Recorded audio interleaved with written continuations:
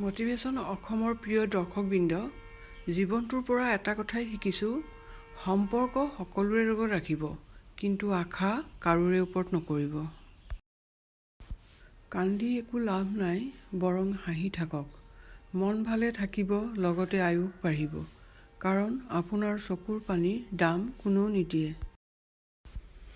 এখোজ যদি সুখৰ, এখোজ দুখৰ, এখোজ যদি আশাৰ, এখোজ নিৰাশাৰ, এয়াই চাগে জীৱন।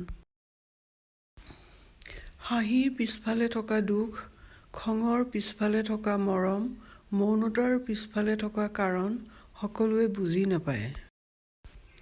জীৱনত কাৰ কাৰ লগত আপোনাৰ দেখা হ'ব সেইটো ঠিক কৰিব সময়। কাৰ কাৰ লগত সম্পৰ্ক গঢ়িব সেইটো ঠিক কৰিব আপোনাৰ মন।